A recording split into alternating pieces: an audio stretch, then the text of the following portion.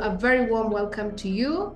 Let's get to understand what it's all about when you talk about responsibility, accountability, and integrity. Without further ado, ladies and gentlemen, allow me to invite my colleague, Anita Kamau, and she'll be taking us through the principles of corporate governance.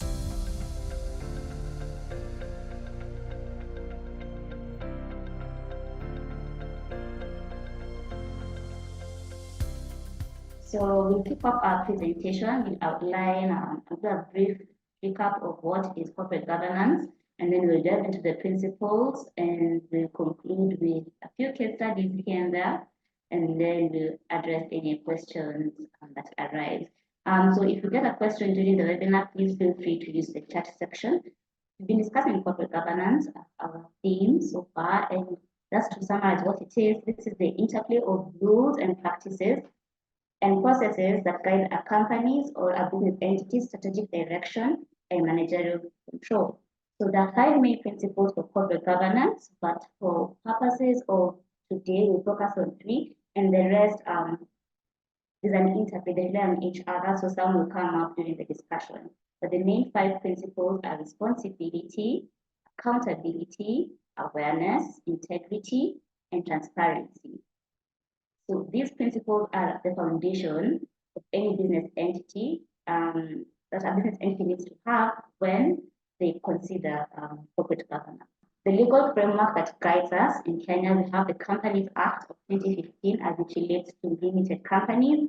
We have the Partnership Act of 2011 and the Limited Liability Partnership Act, CAP 30. Then secondary sources include the Organization of Economic Cooperation and Development Principles of Corporate Governance, otherwise known as OECD, and we also have the insolvency. We'll start with the principle of responsibility. So think of it this way. For every responsibility, it just means that we need to have an obligation. So it's a two-way street in that every stakeholder in a business entity, whether it's a company or a partnership, everybody needs to play their part. So here the stakeholders include the people running the organization, such as directors, employees, shareholders, and investors. Just any person who has an interest in the business will qualify as a stakeholder. Obligations of stakeholders include 1, communication of illegal or unethical practices by the directors or the board of directors to relevant government bodies. And just to bring this home, recently we've seen in the news, Cusco is under a lot of heat because of money disappeared for 6 billion shillings. So the directors sit on that money and they can't account for it. So you might find that maybe one of the shareholders or somebody just reported this to the relevant government authorities. Stakeholders have an obligation, a duty to seek legal redress where their rights are infringed, such that even if you're a creditor, for example, a supplier to this company, when you realize certain obligations are not being met, maybe your contract is not being honored, it is your duty to take it up and seek legal redress from the courts or using any alternative dispute resolution mechanism within that organization. Next, we have the review of vital information of the company, such as financial statements, board decisions, amendments to the Articles of Association, etc. So a good example of how this happens is when you open the newspaper sometimes, you will find that maybe banks are reporting what the profit and loss, for example, or any other financial statement to the shareholders. It is for a shareholder, for example, as a stakeholder of this company, to review that information to know the financial standing, how is the company faring on in terms of business. Yeah, so that is a part of the obligation. So we'll delve right into the managerial obligations. So here we talk about directors under the Companies Act. So some of the duties we have for directors include 1, a duty for the director to act within the powers provided for under the company's constitution. So you'll find that the limited companies are mostly governed by the Articles of Association and the Memorandum of Association. So a director derives their power from that. And conversely, that would mean that if you don't have that power as a director, you cannot be acting without power. You have to have that bestowed power for these members. Next, we have the duty to exercise, the director has a duty to exercise their powers within the confines of the purpose stood upon. And again, that goes back to the first point, because you can't exercise authority that you do not have. Then the director has a duty to promote the success of the company. So if we go back to the recent example of Cusco, it is not in the best interest for the directors to be siphoning money from the circle. I mean, they should be forwarding the agenda of the circle so that this entity can grow and become a reliable institution. Then duty to exercise independent judgment. So here the directors may rely on the company's institution for authority. So when we talk about the independent judgment, it just means that the directors should be able to be impartial. They should not feel like there's a lot of interference with the day-to-day running of the company's success. Then we have the duty of the director to exercise reasonable care, skill, and diligence. So there are two ways to look at this duty. One, we have the general skills, knowledge and skills of a director, and the specific experience of the respective director. So let me start with the first, the general knowledge and skills of a director. So this will just relate to the general duty of that director. So if a director is meant to have a basic understanding of how circles work, for example, that's a general knowledge and skills they need to have. And the specific experience of the respective director is, if this person had prior experience in another circle, they need to bring that experience and knowledge to the new circle that they're working under. That's a specific aspect of it. There's the general, which is just need to know what is the work of a director, and the specific one will be tied to the respective industry. Then duty of the director to avoid conflict of interest. So conflict of interest is just anything that impedes a director or a person in a position of power from acting within the best interest of an organization because they have a vested interest in an outcome. So conflict of interest may be personal, financial, political, unique. It exists in different forms. Yeah. Then we also have the duty of a director to not accept gifts by third parties where the benefit is given due to the director performing their duty. So at this point, I'd like to just find out from the audience in the chat section why you think we have that as a provision in law. Why would we have something to say that the director shouldn't accept gifts by third parties? And keep in mind that not all scandals that we've seen in the news from Cusco, all the scandals such as the end scandal. So why should a director not accept a gift like that party just because they're doing that job? I'd like to find out what you think about that. So we go on to delve into the responsibility of partners and the Partnerships Act. So here we have two active places. We have the Partnerships Act or CAP 29, and we have the Limited Liability Partnership Act, CAP 30. So for the Partnerships Act, CAP 29, it governs the general partnerships, and the limited partnerships are governed by CAP 30. So the obligations of partners under the CAP 29 include one, for general partnerships, each partner is responsible for the business of the partnership, and consequently, each partner is an agent of the partnership for the purposes of conducting business of the partnership. So when we covered this last week, I gave the example of a partnership to carry on an onion selling business, for example. So if you're three people in this company, let's say Tom, Mary, and Peter, are all partners carrying on this business of selling onions. Each of you, because you come together to sell onions and make profit, are agents of the partnership, and that would also mean that you have to act in the best interest of the partnership. Then the partners also are required to act in good faith towards the partnership and towards each other as partners in relation to the affairs of the partnership. As we have mentioned so far, those who hold power leadership positions of roles of authority will have the duty at the core to act in the best interest of the business entity, and that mandates that we act in good faith. Then the partners will also have a responsibility to disclose upon joining or forming a partnership anything that may affect the partnership. So this, for example, may include any financial liability that can accept the partnership, the conflict of interest. So for example, if you're joining this onion business that you're using as a partnership body, if for example, you've had debts with other suppliers of onions and you want to join this new partnership, you have to disclose that to the other partners so that they're able to know how to best move the partnership agenda forward.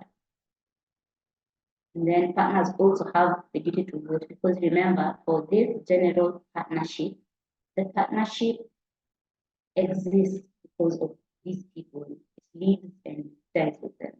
So we now proceed to the principle of accountability, and this means that people who hold these managerial positions, the directors of the companies which we've already spoken about, and the partners of the partnership should be able to justify any decision that they make which affects the substantial running of the business. And some examples of how lack of accountability can hinder the business growth are discussed below. So in 2020, we had an article in the newspaper where we had former managing directors in Power being charged with offenses pertaining to procurement. Yeah, so you see, because we want to hold them accountable and they don't hold themselves accountable, we end up with a big scandal. Yeah. Another good example we have here is Tuskys supermarket, which is currently undergoing insolvency. And one of the reasons why Tuskys fell as quickly as it did is because they did not have somebody ensuring that they disclose the financial statements. So when things got horribly wrong, no one could correct it in good time. Lack of accountability again. So now we'll try to answer this question. How does the law ensure that business entities remain accountable? There are two main ways. One, we have the administration of fines and imprisonment. For example, under the Companies Act, directors who are found to accept gifts from third parties may be fined up to 1 million Kenya shillings under the Companies Act.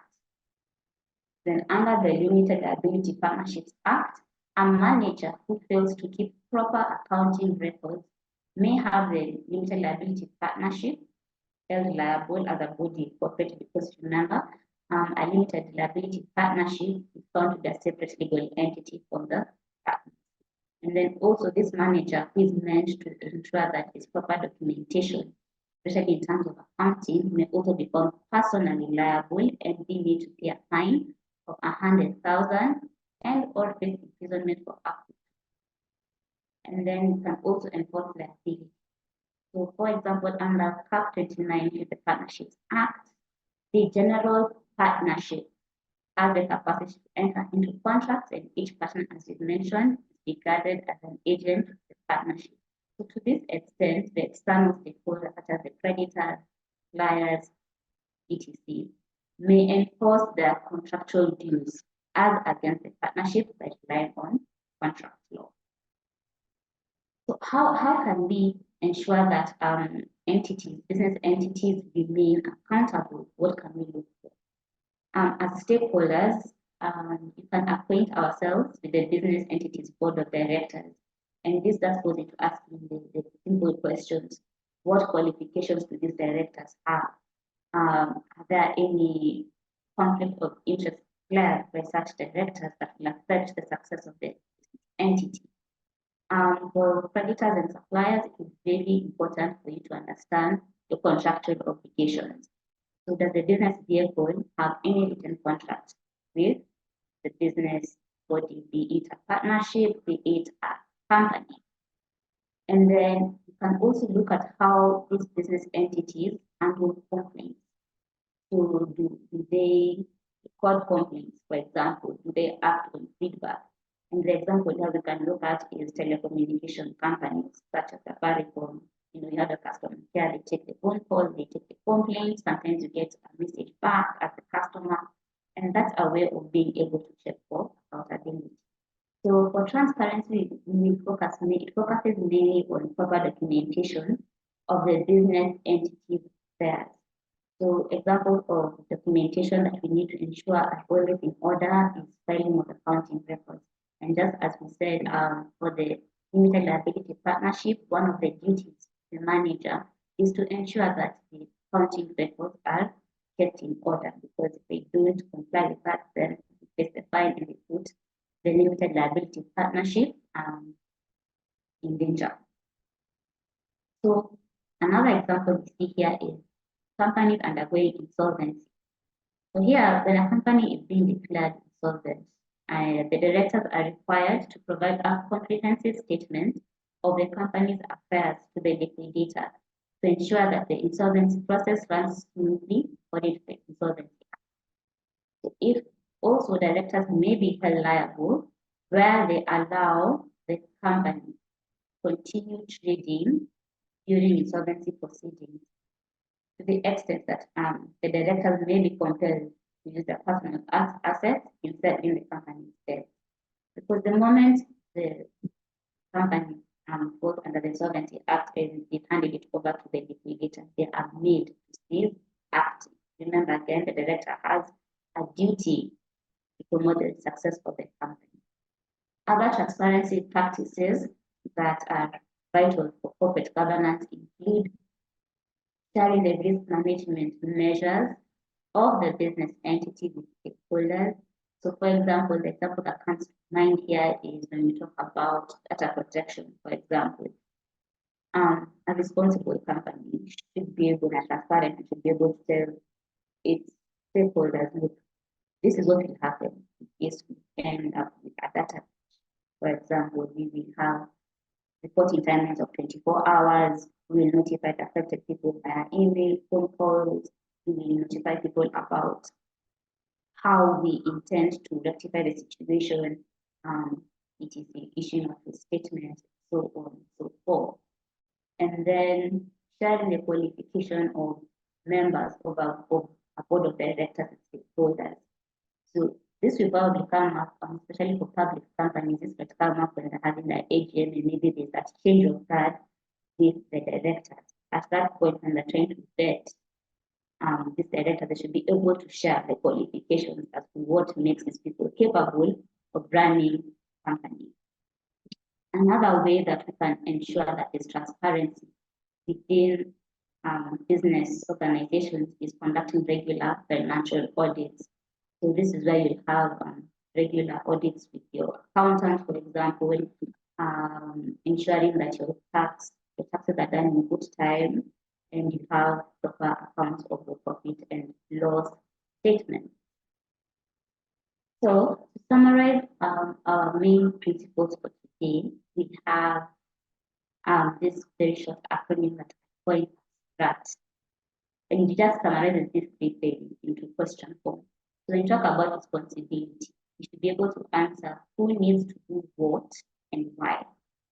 So if the director needs to act in the best interest of the company, why do they need to do that? Because they need to ensure the success and the sustainability of the business.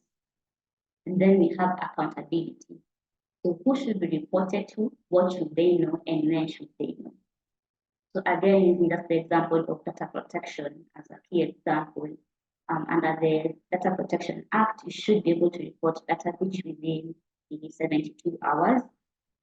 Who should know? The government agency, the Office of the Data Protection Commissioner. When should they know? Again, within the timelines of 72 hours. Then transparency. How is the state of record keeping? Do you file your returns before the 9th, for example? Are returns filed in a timely manner? So, and is the business entity compliant in terms of documentation? Again, that goes back to having your monthly statements in check. They need to do your accounting audits. Are they done on a regular basis? Yeah, so that is summary of our principles of corporate governance. I'd like to open the floor to any questions or any feedback that we have regarding the presentation. So feel free to either unmute your mic or you can type in the chat section. I'm really curious from the participants on the call, what you have thought about the latest news that we have seen about Cusco. And given the fact that we want to have a conversation about corporate governance, and thank you so much, Anita, for taking us through the responsibility, accountability, and integrity. All those principles, when you look at them wholesomely, they make what becomes the running engine of an organization. So from the participants on the call, I'm quite curious what you have thought about the headlines that have been making news. And I thank God that it's in the public domain. And what you think that would have gone wrong, and based on the principles, what should actually have been put into place. I like the example that Anita gave us with regards especially to gifts. It's not a lot of organizations that have what we call a gift registry. We see a lot of that in government circles or offices, but I think from a private sector perspective, not so much. Sometimes you can be gifted as a director, but I think it's very important that we have policies and procedures when it comes to things such as gifts. So please, I want to open up the floor for conversation. I like to say that this is a two-way street. It's not a question of just giving information, but to have a conversation as well that brings an enriching atmosphere for both us who are here on this platform, from Jogo and Associate, but also from your very end. So using my, let me call it my prerogative or the sword that I have, I know some participants have joined us late towards the winding up of the conversation, but I do know that at least you've been watching the news and you've been reading the dailies. Let me hear from you. Oluka David, can I hear from you what has been your thought process when you've seen the headlines when it comes to organizations like Cusco? And please, anybody else would like to chime in, you're most welcome to do so. Would really want to hear from your end and how you think that probably in your own way, top of mind, what should have been done slightly different. Great, thanks for that tip. Good afternoon, everyone. I do not have much information on Cusco, but from my knowledge of from my experience or the information I've had about boards being fired, it usually stems from a lack of diligence in compliance, a lack of integrity in the board. There's usually something they're trying to hide in order to achieve different targets, in order to present the company differently to the public. So I would think in that case, there was something one or two directors did which impacted the whole board and caused them to be fired. So there's that collective responsibility aspect which now comes onto the board. Were they watching the others? Were they watching each other? That's what I would basically think about them. Thank you. Thank you so much for your contribution. I'd want to throw this question back again to the participants. When Anita was going through her presentation, we had a lot of the board should do this, the board should do that, the board should do audits, the board should do legal audits, the board should do governance audits, so that at least they give breath to the, she's calling it the RAT acronym, the responsibility, accountability, and transparency. Just as Oluka has pointed out, that there needs to be a collective responsibility. A lot of times when we are dealing with small and medium organizations, one of the key things that comes to the fore is the budgetary item in terms of compliance. I don't know what the rest of the participants feel, because in corporate governance, you have to do a lot of audits to ensure that the organization is, is fit. Let me call it fit. What do the rest of the participants think? Does it really affect the bottom line? Is it the necessary evil?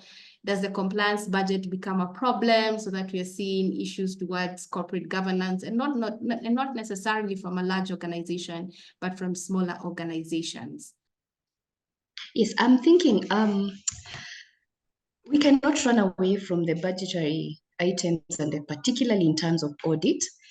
And for me, especially being in HR, I feel like HR audits are really, really important because you realize that as HR being like the link between the employees and the board, issues of like, for example, integrity in hiring, integrity in firing, payroll issues and all that, for us to be accountable as a board to the stakeholders, really, I think we have to be very particular about budgets involved in audit. So I think really we can't run away. And living in this country currently where KRA is really following people up, I think board, we have no option but just to comply with the necessary KRA and financial issues that we should be doing as at the end of the day.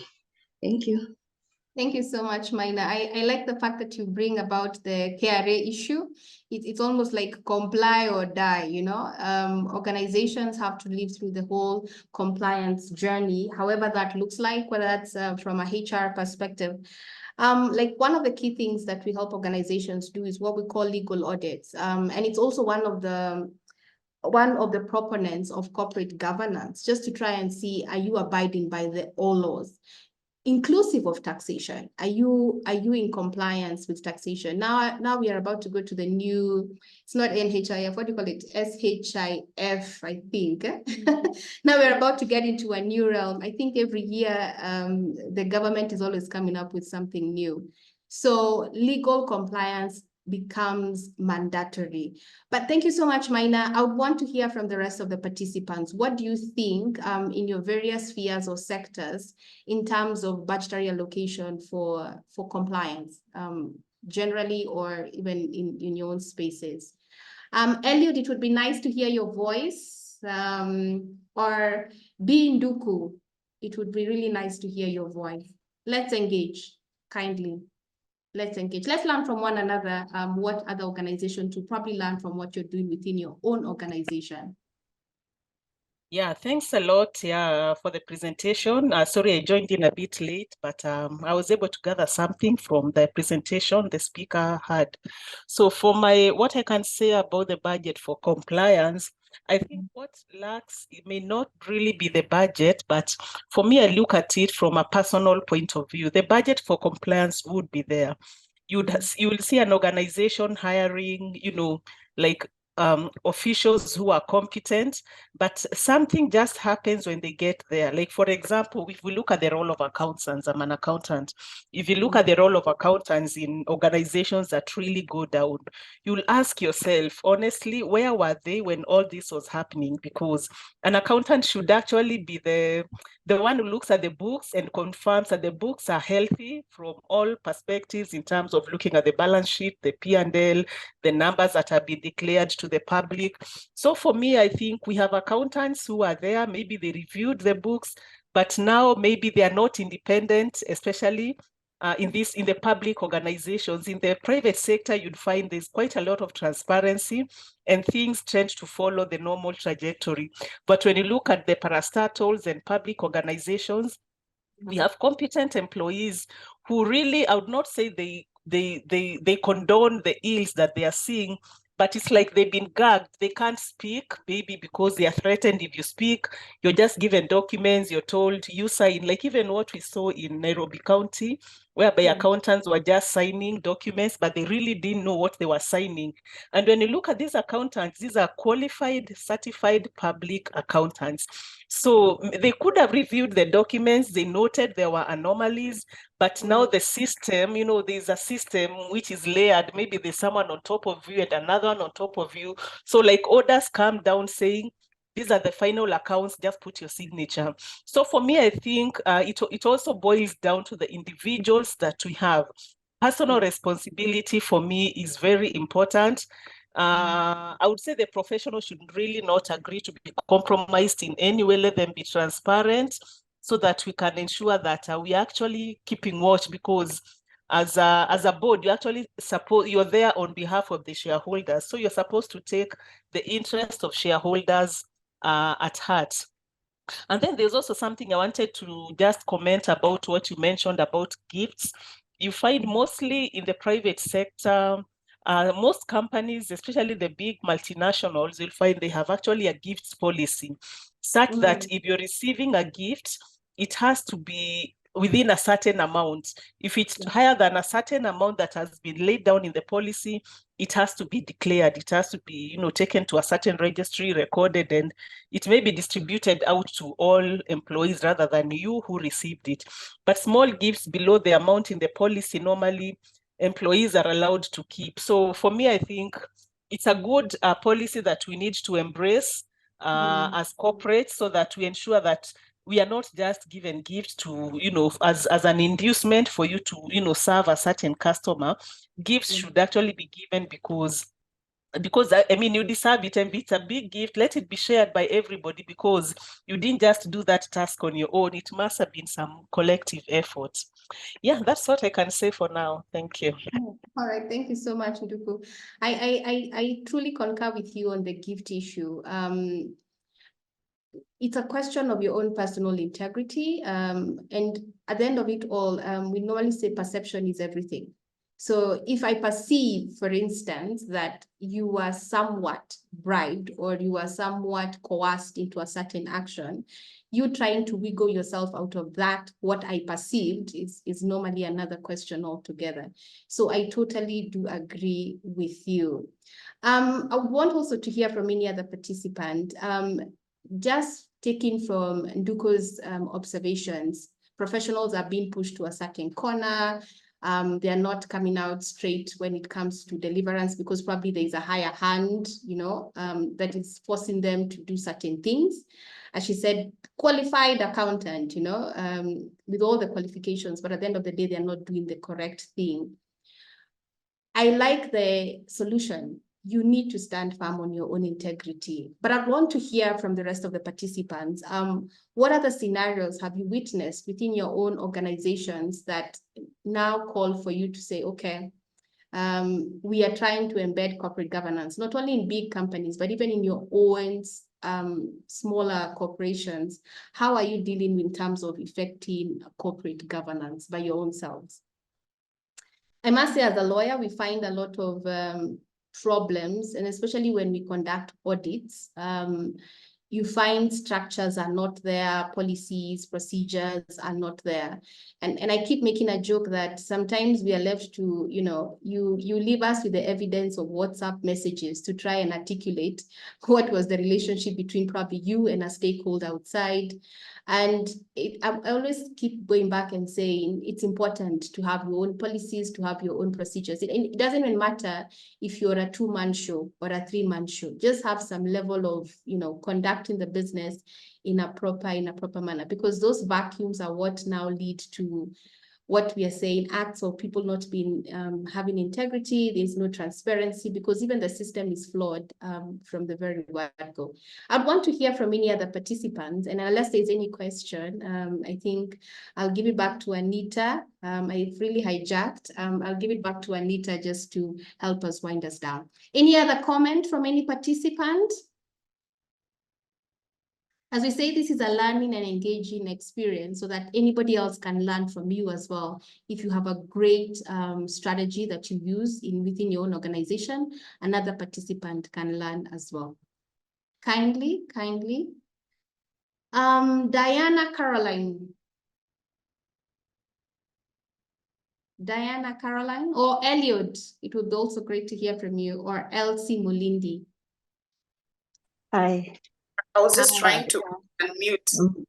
Okay. So Elsie, we'll start with Diana before we go to you.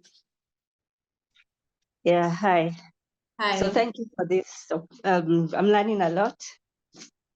My input, I was thinking, it will lead to another, I guess, you helping us in terms of when you are cottage industry, transitioning into compliance.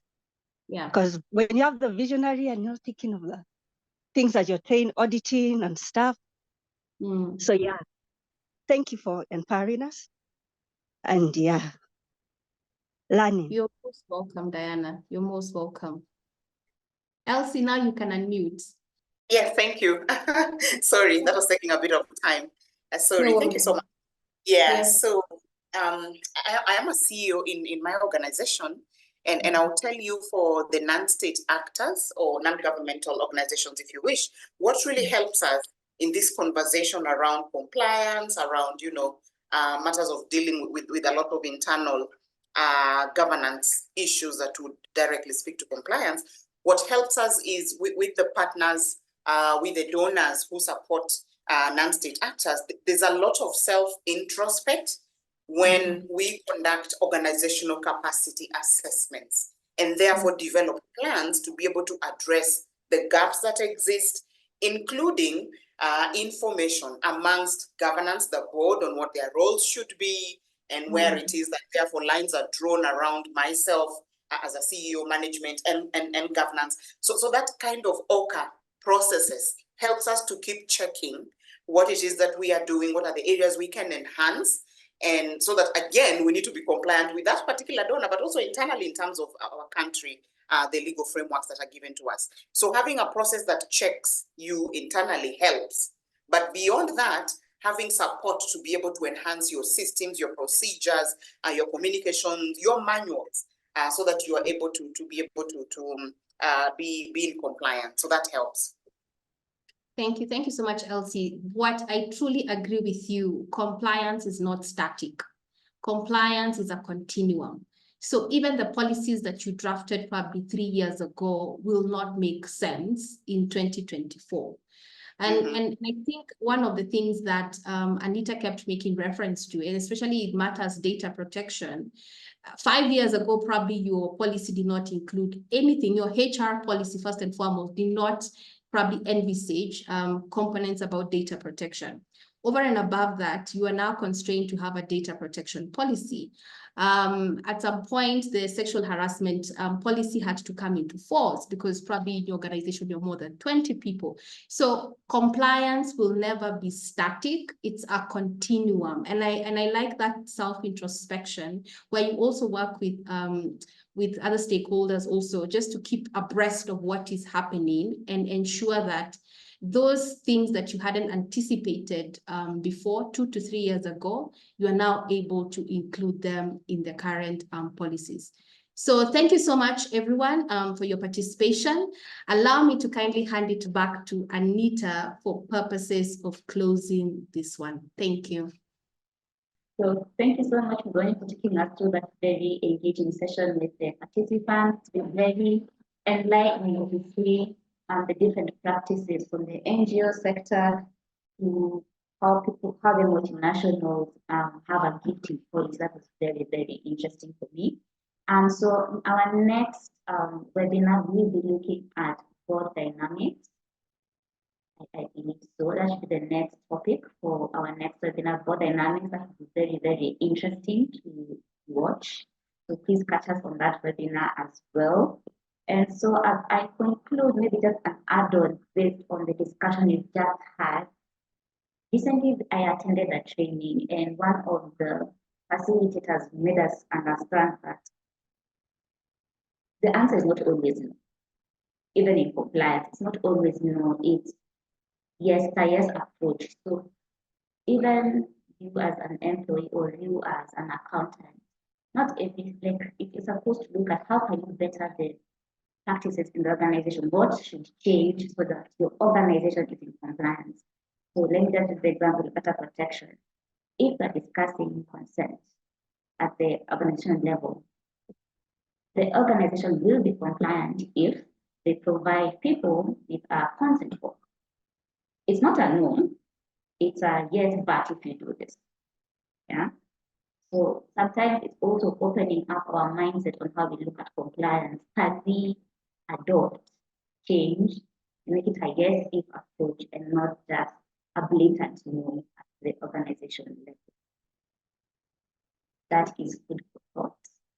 And with that, ladies and gentlemen, thank you so much for coming to this webinar. We look forward to seeing you next week for board dynamics. Please log in, join us there. And in case you've missed any of our past webinars, they are on our YouTube channel at Njogu and Associates Advocates. But before I close, I can see we have a comment from Elsie Mubindi. Is there a schedule of the different capacity building sessions that you have plan, and a specific audience targeted. Yes, Elsie, we do have one. We will communicate in due course. Yeah, we'll communicate in due course when that is scheduled for. If I've seen another, you're welcome there, very welcome. And Cynthia Minor, you're welcome. Please join us next week and subsequent webinars. For the next couple of months, going to be very interesting. We can assure you of that because we're delving into corporate governance, and we're really our intention is to make it a very practical point of discussion instead of leaving it up there in the abstract. So once again, thank you so much for attending, and we really hope to see you next week.